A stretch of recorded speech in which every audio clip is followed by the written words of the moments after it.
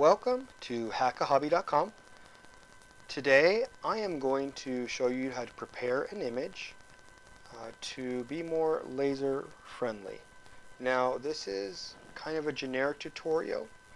It's a good starting point, and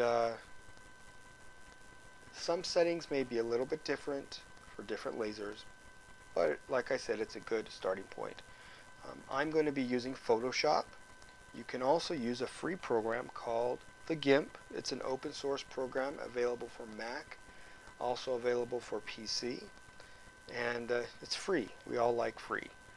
So the techniques used here are going to be very similar on the GIMP, and perhaps I'll do a tutorial using specifically the GIMP later on. Okay, so first thing we're going to do is I grab this picture from the internet.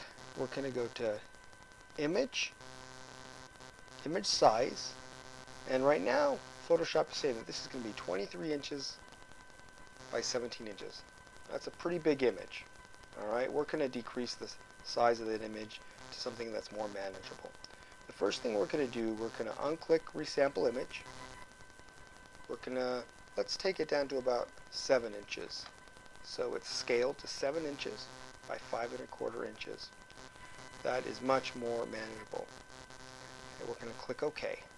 Alright, now let me say that if you have a basic eBay laser, the ones that are about $700, those lasers do not have a lot of memory, and so 240 dpi is probably a little high. Since I'm going to prep this for one of those lasers, I'm going to go back and say Image Size, and I'm going to go to 140 dpi, and that's going to be more realistic. One of the things you'll notice on the less expensive lasers, if you do too high of a resolution of an image, the laser head will start going erratic. There'll be erratic movements, and that's because you've overrun the memory on the lasers. On the more expensive lasers, it's typically not a problem. So let's go ahead and click OK. There we go. Now the next thing we're going to do is we're going to take this image and we're going to convert it to grayscale. Go to Image, Adjustments. Image Mode, Grayscale. We're going to flatten this image and discard all of the color information. Okay, we're getting much closer to our finished work here. Now, the next step we're going to do is we're going to increase the brightness and the brightness and the contrast. So we're going to bring out the brights and the darks.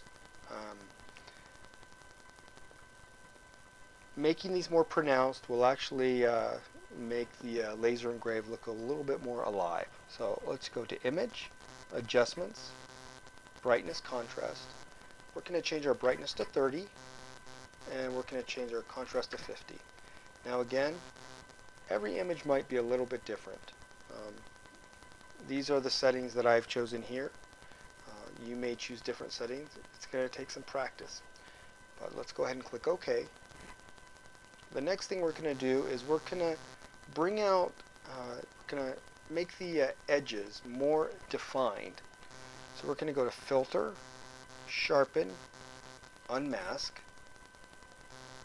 Look at that. Okay? This is going to look much better already, I can tell, when we laser engrave it. You can play around with your radius and your threshold levels. I like to have the threshold level set to 0. And radius, that's where you can play with it a little bit. We can really beef it up here. But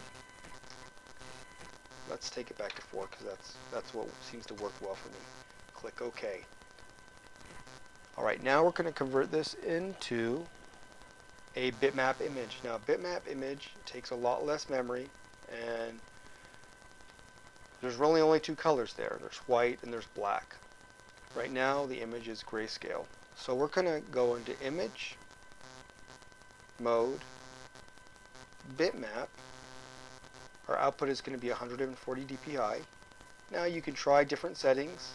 There's halftoning, pattern dither, diffusion dither. For wood applications, for most applications I prefer diffusion dither. So let's go ahead and click on that. So now what you're going to see when I click here, the image is going to convert into a bunch of dots, similar to what you would find on a black and white newspaper. Voila. Let's go ahead and zoom in here. You're going to see that image is made up of a bunch of dots. Now, with practice, you're doing this, you'll kind of get the hang of things, of how things will look on different materials. But this image is actually going to turn out quite nice. And you can go ahead and save this image as a bitmap format. Some laser engravers accept a GIF too. And there is a reason to use a GIF, and I'll explain that in another tutorial. But like I said, this image is pretty much prepped and ready to be sent to the laser, and I will be doing that also in another tutorial. Thanks for stopping by and taking some time and watching this video.